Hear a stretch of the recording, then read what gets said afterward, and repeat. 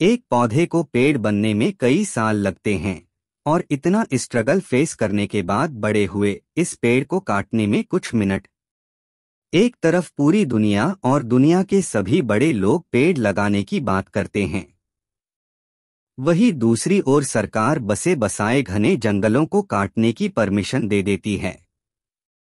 जी हां, हम बात कर रहे हैं छत्तीसगढ़ के हसदेव की, जहां कोल माइंस बनाने के लिए सरकार ने परमिशन दे चुकी है।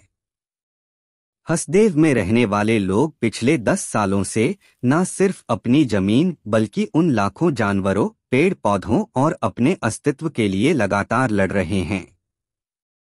रात भर दहशत में रहे लोग उदयपुर के घाट बर्रा का पेंड्रामार जंगल मैदान में तब्दील माइंस के लिए अडानी को दी गई है।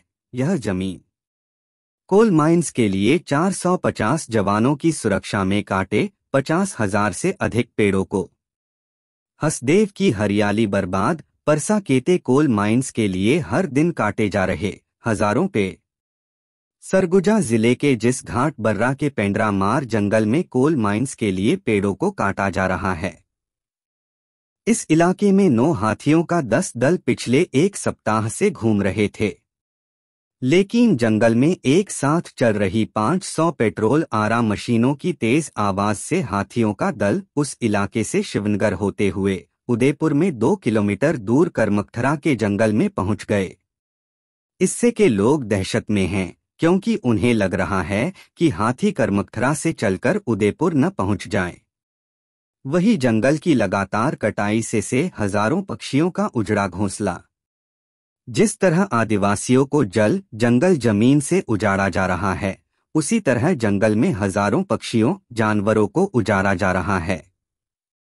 छत्तीसगढ़ में एक आदिवासी को मुख्यमंत्री बनाकर हजारों आदिवासियों को अपने जंगल जमीन से बेदखल करना कहाँ का लोकतंत्र है।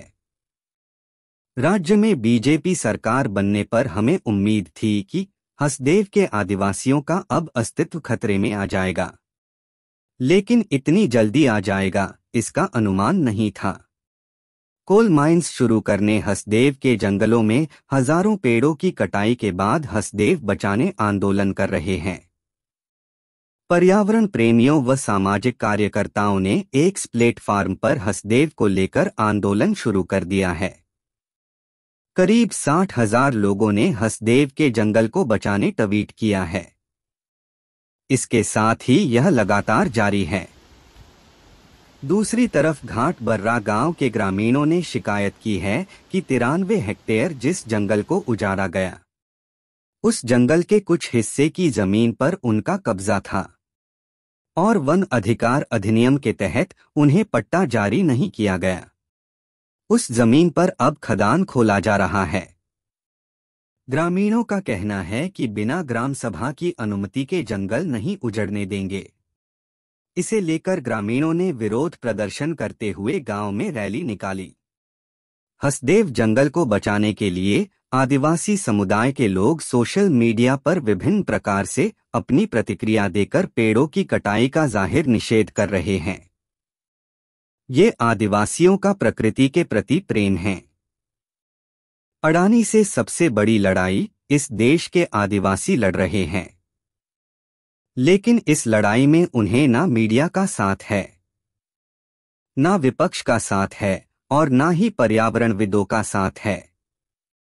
इस लड़ाई में आदिवासी सिर्फ अकेले खड़े हैं। हसदेव छत्तीसगढ़ के सबसे बड़े जंगलों में से एक है, जिसे अडानी की कोयला खदानों के लिए काटा जा रहा है। इस जंगल के कटने के साथ हजारों आदिवासी परिवार व जीव जंतुओं का अस्तित्व संकट में आ जाएगा।